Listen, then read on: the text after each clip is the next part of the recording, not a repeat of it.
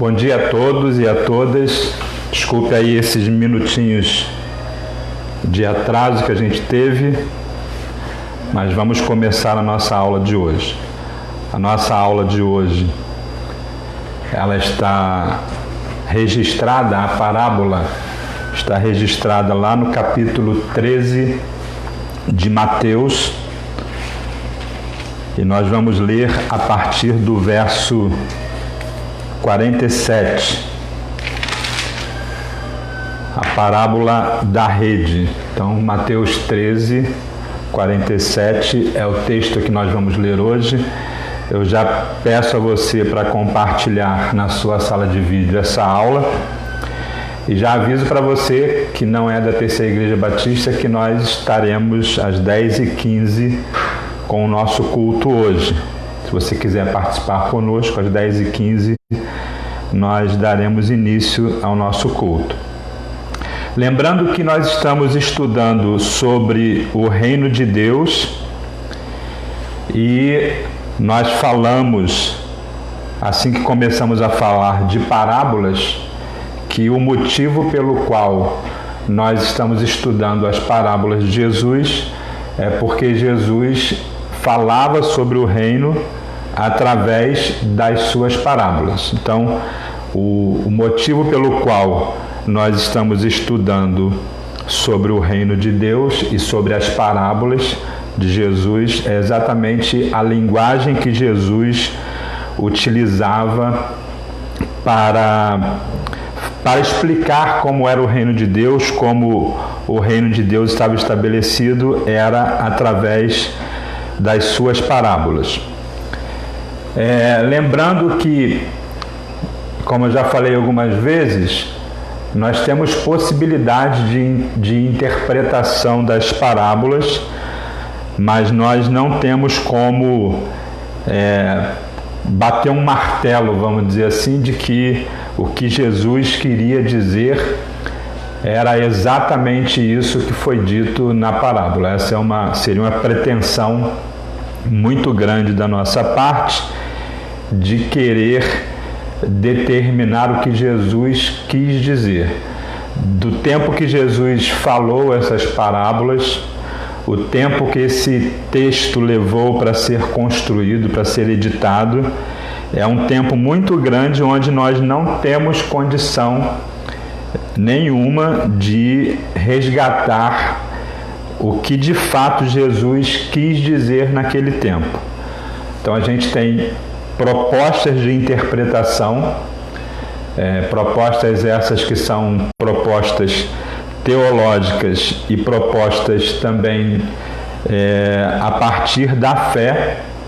Então são duas propostas que circulam em cima das parábolas, mas a gente não tem lá, como eu já disse, um copyright daquilo que Jesus escreveu, de modo que a gente interpretasse exatamente como Jesus quis dizer. Então nós temos uma ideia do que ele quis dizer a partir de algumas afirmações no texto, a partir de algumas conclusões teológicas também, mas nós não podemos de fato bater o martelo para essas representações de propostas relacionadas à parábola de Jesus.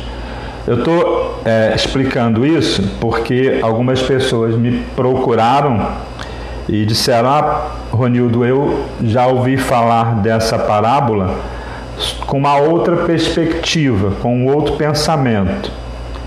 E aí eu ouvi qual era o pensamento e expliquei o porquê de eu pensar, de eu mostrar dessa forma como eu tenho explicado as parábolas. Mas de fato há várias interpretações dessas parábolas. Então vamos ao texto bíblico, Mateus 13, de 47 a 50, é a parábola da rede. A parábola que fala sobre os peixes bons e os peixes ruins. E está escrito assim na minha versão: o reino dos céus é ainda semelhante a uma rede que foi lançada ao mar e apanhou peixes de toda a espécie. Quando já estava cheia, os pescadores arrastaram para a praia e, assentados, escolheram os bons para os cestos e jogaram fora os peixes ruins. Assim será no fim dos tempos. Os anjos sairão, separarão os maus dentre os justos e lançarão na fornalha acesa. Ali haverá choro e ranger de dentes. Então esse é o texto da parábola que nós trabalharemos hoje, a parábola da rede, e com o detalhe aí de que a gente encontra peixes bons e peixes ruins nessa parábola. Então vamos lá, essa parábola ela forma como se fosse um par com a parábola do trigo e do joio. Se vocês observarem bem, tanto a parábola do trigo e do joio quanto esta parábola mostram a realidade da existência do bom e do mal, do ser bom e do mal, ou o trigo e o joio representando o bom e o mal, e os peixes bons e os peixes ruins representando também bom e mal. Talvez fosse tarefa do redator do Evangelho de Mateus, de quem escreveu o Evangelho, de repente colocar essas duas parábolas. A gente não sabe por que elas não foram colocadas juntas. Como foi a parábola que nós estudamos na semana passada, a parábola do tesouro encontrado no campo e a parábola da pérola de grande valor, elas tratavam do mesmo assunto, então elas foram colocadas em par, uma após a outra. A gente não tem nenhum tipo de indicação do porquê que, nesse caso, o redator de Mateus, do Evangelho de Mateus, não colocou essas duas parábolas, o trigo e joio e a parábola da rede juntas. A gente não tem essa noção. Uma coisa que acontece tanto na parábola do trigo e do joio quanto nessa parábola é a forma como Jesus entende que o mal e o bom vão ser separados um dia. E ele diz lá, tanto numa parábola quanto na outra parábola, da trigo, do joio e a parábola da rede, ele diz: assim será na consumação dos séculos, ou em algumas traduções, assim será nos últimos dias. Ambas dizem respeito ao trabalho de anjos que separam ímpios de justos, e ambas registram a condenação dos ímpios no fogo eterno. Então essas são as semelhanças principais dessas parábolas. O fato central que distingue essa parábola das outras parábolas é que todas as outras parábolas, se vocês observarem, lembrarem que a gente estudou, elas se dão no ambiente da terra. O trigo e o joio é na terra, a semeadora é na terra, a parábola do fermento, a parábola do grão de mostarda, todas essas são na terra. E essa parábola da rede, obviamente, o ponto central dela é o lançamento da rede no mar e a aquisição de peixes de várias espécies. A gente pode entender, então, que mesmo usando terra e mar, o sentido de final desses ambientes para a parábola é a terra, o campo é o mundo, assim como o mar é o mundo de onde são retirados alguns peixes. Essas duas parábolas ensinam verdades importantes, pois mostram que na igreja conhecida, não no corpo místico de Jesus, mas na igreja que a gente vê, na igreja que a gente congrega, na igreja que a gente participa, o bem e o mal convivem juntos. Nos dias atuais, entender isso é extremamente necessário, porque nós temos visto comportamento de igreja visível, da igreja que você vê, das pessoas, que vão de encontro à mensagem do Evangelho do Cristo. Então, compreender nessa parábola que o bem e o mal vivem juntos, estão convivendo juntos, assim como no trigo e no joio, na parábola dos peixes bons e os peixes ruins, a parábola da rede, a gente pode compreender quais sejam as nossas realidades enquanto igreja visível que convive com essa dualidade do bem e do mal, né? O apóstolo Paulo fala sobre isso. O bem que eu quero fazer eu não faço, o mal que eu não quero fazer eu faço, e ele mostra essa luta que há dentro dele para viver essas duas realidades. Provavelmente, não é uma certeza, a parábola da rede foi transmitida por último nessa série de 7 parábolas que nós já vimos, por focalizar a atenção no final da dispensação da graça, na consumação de todas as coisas, no julgamento final, e a ênfase então nesse momento de consumação, né? O fim dos tempos ou o fim dos séculos. Então a consumação do século é o ponto focal dessa parábola. Não é o puxar a rede, não é trazer os peixes, mas é a consumação dos séculos. Após relatar a parábola em termos absurdamente familiares para os seus discípulos, a gente não pode esquecer que quando Jesus começa a chamar discípulos, ele faz convite a pessoas que são pescadores, e o convite dele é: vinde após mim, e eu transformarei vocês e eu vos farei pescadores de homens. Então a gente observa que Jesus está falando de uma parábola que a explicação, a realidade da parábola é muito conhecida por esses profissionais da pesca, que entendem que no dia a dia da pesca eles trazem nas suas redes os peixes que são adequados para o consumo, para a comercialização, e os peixes que não são. E essa separação não é feita na pesca, essa separação é feita após a pesca. Então eles estão muito familiarizados com o tema da parábola. Como as outras parábolas anteriores, essas últimas parábolas que a gente já estudou, essa parábola é entregue, é dita somente para os discípulos. Não tem uma multidão ouvindo essas parábolas, porque Jesus entende que essa explicação diz mais respeito àqueles que são os homens da fé, né, que estão ali convivendo com ele, do que diz respeito à população em geral.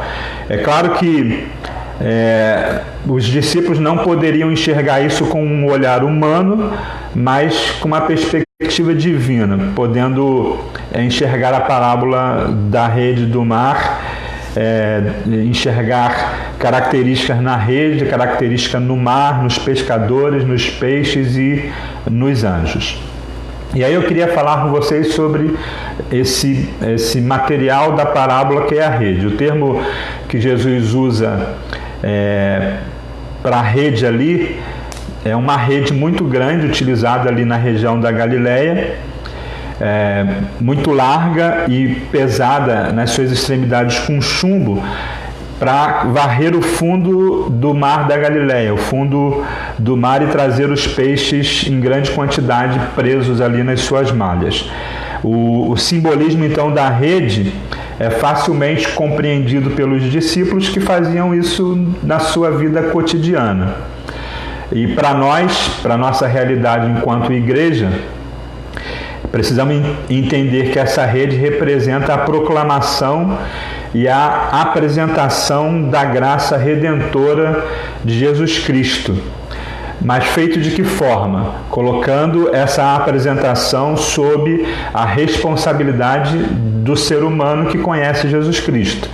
A capacidade dessa rede de fazer uma varredura e coletar muitos peixes de várias espécies ilustra para nós o alto alcance e a efetividade do Evangelho pelos quais os homens e as mulheres são conduzidos a professar um cristianismo e participar nesse cristianismo da vida cotidiana da igreja. E aí a gente precisa compreender a extensão do alcance dessa rede. É o que a gente pode compreender da extensão do alcance do Evangelho e a extensão do alcance da graça de Cristo. Não há em nenhum momento, na perspectiva do Evangelho de Jesus, um Evangelho que cria algum tipo de separação de pessoas. O Evangelho alcança toda e qualquer representatividade de pessoas. É a ideia de lançar a rede e trazer na rede todo tipo de peixe, toda espécie de peixe. Então, o alcance do Evangelho, das coisas que vêm com o Evangelho, não é destinado a um grupo seleto de pessoas. O alcance do reino de Deus não é destinado a um grupo seleto de pessoas, mas é destinado a todo e qualquer tipo de pessoa.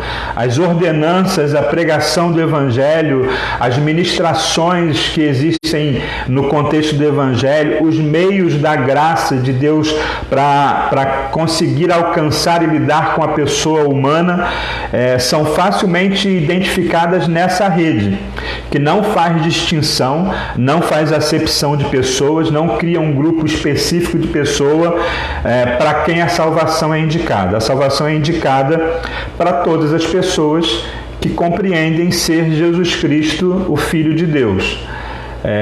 A Bíblia diz que todo aquele que confessar que Jesus é o Filho de Deus será salvo. Então, não há um grupo de pessoas específicas. Eu estou frisando isso porque, a princípio, o Messias viria para os judeus não receberam o Messias e o Messias então entregue a todos os seres humanos, ao que eles chamavam de gentios, estrangeiros.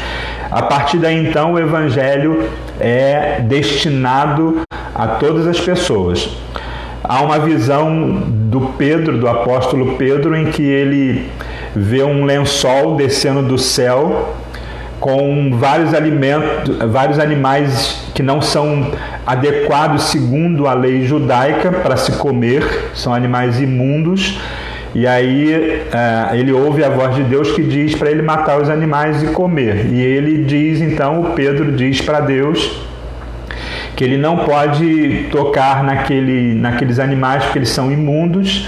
E aí Deus diz para ele: não considere imundo aquilo que eu purifiquei. Então, a gente vê nesses exemplos, tanto da rede como na vida de Pedro, que o Evangelho não é feito, não foi estabelecido, não foi ensinado para atingir um grupo seleto de pessoas. Essa rede, então, aponta para essa varredura do reino de Deus, levada a efeito nesse momento que a gente chama de dispensação da graça, traz à luz essa providência de Deus de tratar o ser humano e toda a sua complexidade como ser humano como sendo possíveis de serem alcançados pela graça de Deus. Enquanto existir esse momento, que é o momento da dispensação da graça, que vai desde quando Jesus veio a esse mundo e até o tempo de Jesus retornar a ele, todas as pessoas, por mais que você considere um absurdo a pessoa X ser alcançada pelo Evangelho, todas as pessoas têm essa capacidade de ser alcançada pela mensagem do Evangelho, pela mensagem da graça de Jesus Cristo. Essa presente dispensação que nós vivemos hoje, a dispensação da graça, ela se inicia no dia de Pentecostes. Você pode depois, com calma, ler na sua Bíblia, lá no livro de Atos, no capítulo 2, você vai encontrar lá a descrição de como o Espírito Santo vem sobre aqueles homens e aquelas mulheres, e estabelece uma forma de divulgar a mensagem do Evangelho, onde todas as pessoas de todas as nações representadas ali ouvem falar do Evangelho, ouvem falar da graça e ouvem falar isso no seu próprio idioma. Se você pegar lá o livro de Atos no capítulo 2, você vai encontrar isso. Lá no capítulo 10 de Atos, versos 34 e 35, há uma referência a que Deus não faz acepção de pessoas. Então, essa é a dispensação do reino de Deus, a dispensação da graça, onde todas as pessoas estão incluídas. E assim eu fecho o que representa essa rede na parábola. Pensando na questão do mar, o mar nessa parábola representa toda a massa separada de Deus, toda a massa humana separada de Deus, por causa do ato inicial descrito lá no Gênesis, nos primeiros capítulos de Gênesis, descrito lá sobre a separação do homem de um convívio com Deus que era cotidiano para uma expulsão daquilo que o homem conhecia como sendo a primeira casa dele, o paraíso, que ele tinha responsabilidade de cuidar. Responsabilidades essas que não é um cuidado, não é uma ordem de domínio simplesmente, mas é uma ordem de cuidado dessa casa comum ao ser humano, descrita ali, exemplificada ali como paraísos. O homem, então, por causa do pecado, experimenta um abismo entre Deus e ele, um abismo que ele não pode resolver o problema. E a partir daí, então, ele, com essa separação, ele se torna carente de um retorno para essa realidade de convívio cotidiano com Deus. E à medida que os homens são incluídos na mensagem do Evangelho, isso que foi quebrado lá com o pecado é restituído para o ser humano, não por causa dos méritos humanos, mas por causa dos méritos de Jesus, por causa da graça de Jesus. O ser humano não é reintegrado a um convívio cotidiano com Deus, senão por causa dos méritos de Jesus. O ser humano não tem mérito nenhum, ele não pode fazer nada para trazer de volta essa união com o sagrado, com Deus, de modo que ele conviva, mesmo sendo um ser imperfeito, conviva com um ser perfeito, que é o próprio Deus. O mar, então, simboliza também as nações de fora do contexto de Israel, as nações gentílicas, os estrangeiros a Israel, porque nessa dispensação que nós vivemos, na graça, a misericórdia de Deus é levada para todo o mundo, não só para os homens e mulheres de Israel, mas para todos os homens e todas as mulheres de qualquer lugar do mundo. Se você pegar a oração intercessória de Jesus, ele diz assim: eu peço por esses, ou seja, aqueles do contexto dele, e eu peço por todos aqueles que vão acreditar naquilo que eu estou ensinando, que vão crer em Deus por causa daquilo que eu estou ensinando. Então, o mar tem essa característica também desse mundo distante de Deus, desse mundo distante daquilo que o judeu esperava, que era um Messias pessoal, e passa então a ser o mundo na sua totalidade, o Evangelho e a graça atingindo o mundo em toda a sua totalidade. Fazendo um paralelo entre trigo e joio e parábola da rede, o trigo e o bom peixe são compostos não só por judeus. Tanto o trigo representa judeus e não judeus, quanto o bom peixe representa judeus e não judeus. Ou seja, na perspectiva de Jesus, não há, como a Bíblia diz, não há judeu nem gentio, não há escravo nem livre, não há homem nem mulher, mas todos são um diante da perspectiva de Jesus Cristo. Pensando agora na realidade dos pescadores, os discípulos compreendem muito bem essa implicação desse personagem na parábola de Jesus. Essa parábola para os discípulos, talvez na minha perspectiva, observando como Jesus chama os discípulos, talvez tenha sido a mais fácil de ser entendida, porque quando ele encontra os seus discípulos, muitos deles estão lançando redes, porque eram pescadores, e aí Jesus chama os seus discípulos para fazer deles pescadores de homens. E aqui eu quero rapidamente falar sobre isso, essa questão de pescador de peixe, pescador de homem. Muitas pessoas às vezes pensam que ao entrar na perspectiva do Evangelho da Graça de Jesus, serão super-homens ou super-mulheres, o que na realidade não é uma verdade. Pensar dessa forma é pensar uma mentira, e aceitar uma mentira como sendo verdade não é uma perspectiva de santidade adequada. Quando Jesus chama os seus primeiros discípulos, que são os pescadores, ele diz para ele: vinde e eu farei de vocês o que vocês já são. A única coisa que Jesus muda nesse contexto é quem eles vão pescar, mas a tarefa, o ser daqueles homens que eram pescadores continua sendo o mesmo. A essência deles como pescadores continua sendo a mesma. A prática deles como pescadores continua sendo a mesma. O que Jesus muda é o foco, tira de um objetivo e passa para outro objetivo, mas eles não se transformam em doutores, eles não se transformam em cientistas, eles não têm na sua vida social nenhum acréscimo, nenhum patamar elevado. Eu aceitei Jesus e subi um degrau. Não, ele aceitou Jesus, o convite de Jesus para ser pescador de homem, ele continua pescador. O que Jesus faz é mudar o objetivo dele, mudar o peixe que ele está pescando. Não pesca mais o peixe mesmo, mas agora vai ser pescador de homens. Ao mesmo tempo que é completamente verdade que Cristo por si só pode salvar pessoas, a gente percebe então com essa parábola que Jesus pode sim salvar, só que ele não faz isso sozinho. Ele convida pessoas, seres humanos, como ele é ser humano nesse momento da vida de Jesus, quando ele fala essa parábola, ele também é ser humano. Ele então chama outros seres humanos para divulgar a mensagem do Evangelho. Ele usa então aqueles que conhecem, que têm um relacionamento com a mensagem do Evangelho, para alcançar as outras pessoas a terem o mesmo relacionamento com a mensagem do Evangelho.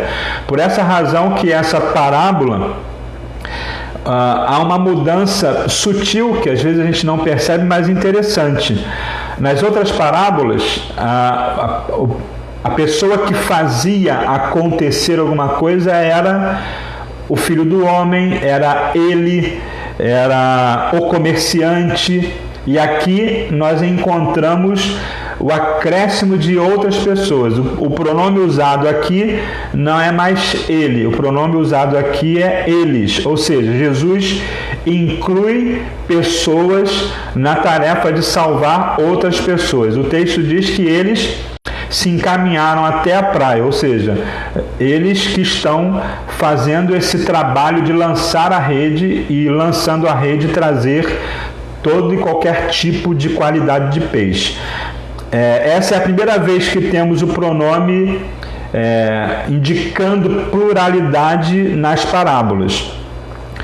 Mas em alguns outros momentos Jesus também indica que ele não faz aquilo sozinho. Por exemplo, quando ele transforma água em vinho, o primeiro milagre de Jesus, quando ele transforma água em vinho, ele está falando para alguém. Ele diz: encha de água as talhas, tire as talhas, leve as talhas. Está sempre falando para alguém. Ele produz o milagre, mas ele tem participação na manifestação desse milagre, ele tem participação de outras pessoas. Um outro milagre de Jesus é quando ele alimenta a multidão.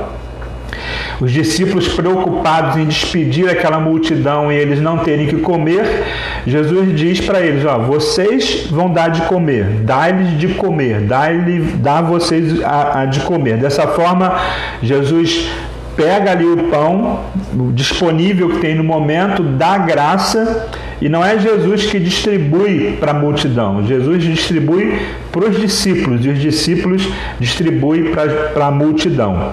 Então, dessa forma, a gente vê como a participação no Evangelho de Jesus é algo que acontece incluindo pessoas. Porque é de fato as pessoas que vão trazer outras pessoas.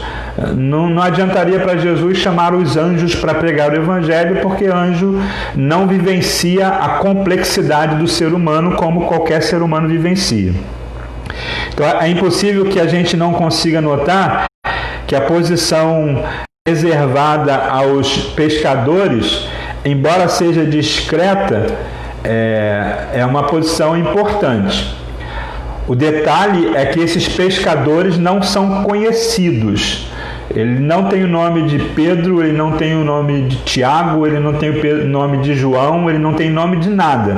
Os pescadores são simplesmente eles.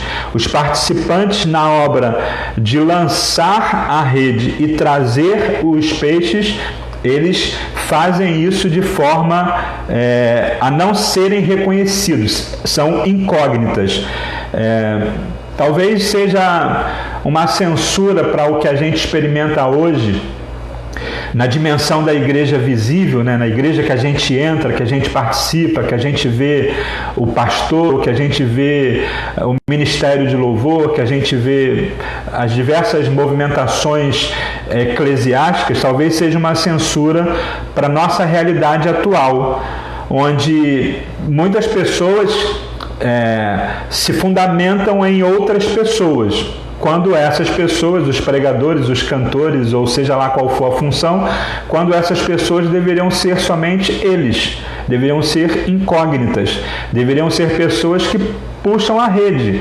E eu penso que na hora de puxar a rede, se tem lá 20 pessoas puxando a rede porque está muito pesada, a preocupação deve ser uma só: trazer os peixes para um lugar que a gente consiga trazer, ter algum proveito dessa pescaria. Ninguém chega lá e pergunta: você é o João, você é a Maria, você é o Pedro, você a Isabel.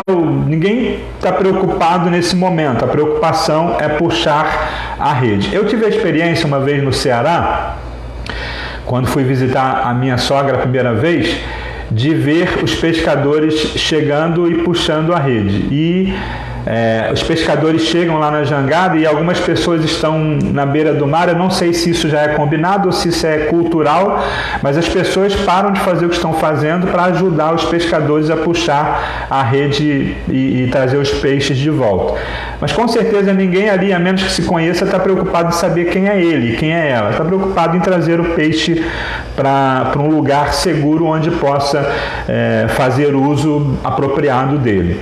Então, a gente olha para essa percepção de Jesus em não dar nomes, nessa perspectiva de que nós não somos nada senão uma peça numa engrenagem que comporta um todo e que o meu nome não precisa aparecer.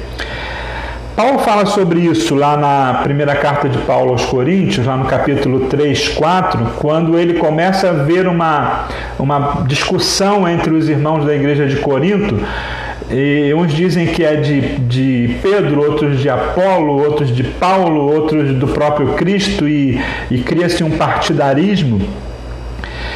Partidarismo esse que Paulo condena, por exemplo, na hora da distribuição da ceia. E Paulo então dá um ponto final a essa discussão e diz que não é o que planta que é alguma coisa, nem o que rega que é alguma coisa, mas quem é de fato alguma coisa nessa história da plantação é quem dá o crescimento.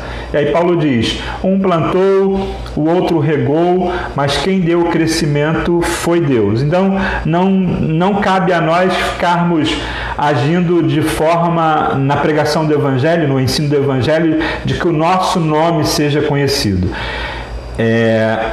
Eu sempre falo isso quando falo de fazer o nome do pregador conhecido. Eu não sei, eu não tenho anotado em lugar nenhum da minha história como pessoa que ensina o Evangelho, o número de pessoas que aceitaram Jesus. Nunca tive essa preocupação. Eu só sei de uma, que é o meu filho, o Michel, que ele aceitou Jesus numa pregação muito difícil, e que é lá em Cantares de Salomão, e é só esse que eu sei, e é só esse que de fato eu me importo no sentido de guardar o nome, não no sentido de que ele seja mais importante às outras pessoas.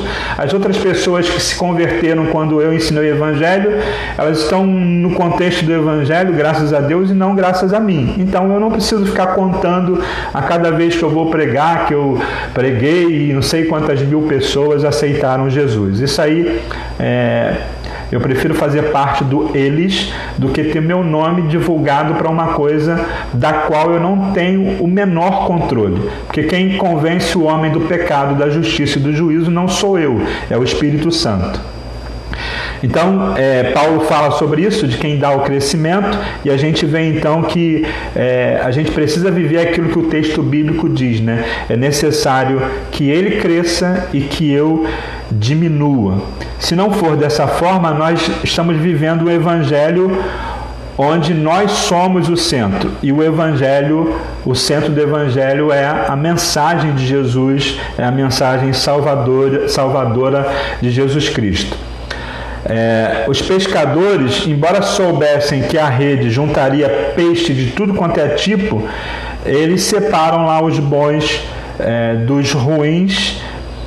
Não há dúvida na sua habilidade de pescar, mas eles entendiam que tinha que encher a rede para depois fazer a diferenciação entre peixe bom e peixe ruim. Isso é um alerta claro para nós como igreja de Jesus, no sentido de que não somos nós que temos que classificar quem são os bons e quem são os ruins, porque de fato essa medida não pode existir a partir de nós, porque nós não temos condições de determinar que o outro é bom ou ruim.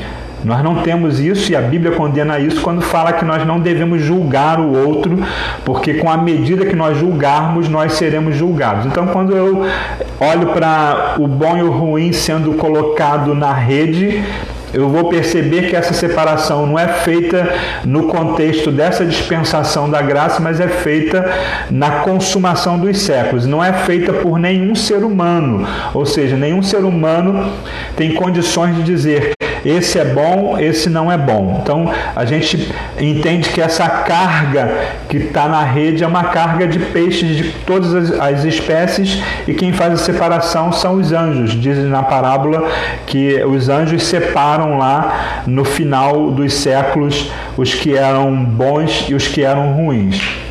E vamos falar dos anjos através de toda essa dispensação que a gente falou, a dispensação da graça. O Espírito Santo opera então ativamente na formação da igreja. É o Espírito Santo que faz essa obra de agir na formação da igreja. E é o Espírito Santo que constrói a noiva de Jesus Cristo. É o Espírito Santo que agrega a igreja, como os pescadores agregaram na rede, agrega na igreja aqueles que entenderão o Evangelho. Se você voltar para a história da igreja, lá no livro dos Atos dos Apóstolos, depois do capítulo 2, o texto bíblico mostra como a igreja caminhava na sua singeleza, partindo do pão cotidiano de casa em casa. E o texto finaliza então essa descrição da igreja do primeiro século, diz assim: Deus acrescentava à igreja aqueles que haveriam de ser salvos. Ou seja, quem traz para a igreja os que serão salvos não sou eu e nem é você. Quem faz isso é Deus. O máximo que você pode fazer é um convite para ir na igreja, para ouvir uma pregação, para assistir a live hoje do culto à noite, é o máximo que você vai fazer. Mas quem agrega à igreja aqueles que haverão de ser salvos não sou eu nem você. E eu eu entendo na minha própria particularidade que é muito simples entender isso, porque provavelmente eu escolheria para ser salvo as pessoas que pensassem como eu penso. Eu escolheria para ser salvo as pessoas que gostassem das coisas que eu gosto. Então, quem inclui na igreja não é o ser humano. O evangelho é um evangelho que inclui. A igreja de Jesus é uma igreja que inclui, não é uma igreja que exclui. Então, nesse sentido, só quem pode fazer isso e só quem tem o poder de incluir pessoas na igreja através da mensagem do evangelho é Deus. Eu não consigo fazer isso porque eu sou uma pessoa que sou falha e eu tenho preferências, e nas minhas preferências eu posso excluir pessoas. Já que o evangelho é algo que inclui pessoas e a igreja é algo que inclui pessoas, então eu não posso, alguém que tem preferências, incluir na igreja aquele que deve ser salvo. Mas no encerramento dessa dispensação, os bons e os maus, o trigo e o joio estarão juntos lá, e aí quem tem poder para fazer separações, faz separações. E a separação é entre justos e injustos. A separação não é entre membros de igreja e não membros de igreja. A separação não é entre batizados e não batizados. A separação é entre justos e injustos. Não há uma conotação de classes nessa separação lá nos últimos dias, na consumação do século. Quando Cristo aparecer na terra como justo juiz, ele trará então um ministério angelical que fará essa separação. E aí justos e injustos serão separados. Lembrando que o próprio Senhor Jesus classifica como aqueles que receberão a herança, né? Vinde benditos de meu Pai, recebei por herança aquilo que está preparado desde a fundação do mundo. Não são as pessoas de uma determinada classe, não são as pessoas de uma determinada denominação evangélica, não são as pessoas de uma determinada tendência social, política, religiosa, não é nada disso. O que Jesus fala você fez com esses. Se você fez com eles, você fez comigo. Você deu de comer, você deu de beber, você vestiu, você visitou na prisão, você visitou quando estava enfermo. Então, se você fez isso a esses pequeninos, então você fez isso por mim. E aí Jesus diz: vinde benditos de meu Pai, possuí por herança aquilo que está preparado desde a fundação do mundo. Essa característica é importante porque Jesus não está chamando a pessoa que tem um registro numa instituição chamada igreja. Jesus está chamando pessoas que fizeram por outras pessoas aquilo que ele considera que é a mesma coisa de fazer por ele: alimentar, vestir, visitar quando está na prisão, receber o estrangeiro, visitar quando está enfermo. Essas coisas Jesus considera que, se feitos aos seres humanos, está sendo feito para ele, e aí ele então pode receber por herança aquilo que está sendo preparado. Quando nós olhamos para a realidade do peixe dessa parábola, o peixe é de todo o tipo. São peixes bons e são peixes ruins. É lógico que o pescador, na hora de lançar a rede, ele não pode avaliar se no local que ele lançou só tem peixe bom, se no local que ele lançou só tem a espécie X de peixe. Ele lança a rede e tudo quanto é tipo de peixe vem nessa rede, e quando ele puxa a rede para a praia, ali ele faz a seleção. Peixes bons e peixes ruins na rede nos leva de volta à mesma característica do trigo e do joio. Eles estão juntos o tempo todo, eles estão na mesma rede ou na mesma plantação, e enquanto essa parábola, que simboliza a realidade da igreja visível, mistura no mesmo contexto pessoas que são justas e pessoas que não são justas, pessoas que convivem no cristianismo, que professam o cristianismo, mas que não têm postura de alguém que segue o Cristo. Porque seguir o cristianismo, e vocês talvez se choquem com o que eu vou falar, seguir o cristianismo talvez nem seja a grande realidade da vida de quem quer viver uma vida no Evangelho. Mas seguir os ensinamentos de Jesus Cristo, sim. Os ensinamentos de Jesus Cristo é que fazem a diferença na vida da igreja, na vida daqueles que querem servir a Jesus na igreja. E quando eu falo os ensinamentos de Jesus, eu quero lembrar que Paulo, quando fala da ceia, ele diz que recebeu do Senhor o que também ensinou para a igreja de Corinto. Eu estou falando também daquilo que Paulo aprendeu, daquilo que os apóstolos vivenciaram com o próprio Jesus. Então a igreja visível, essa igreja que a gente participa, que a gente vai, que a gente comunga, que a gente congrega, é uma igreja formada de pessoas boas e de pessoas ruins. É uma igreja que não inclui necessariamente só o que é bom, mas é uma igreja que congrega, que vive com pessoas que são justas e pessoas que são injustas.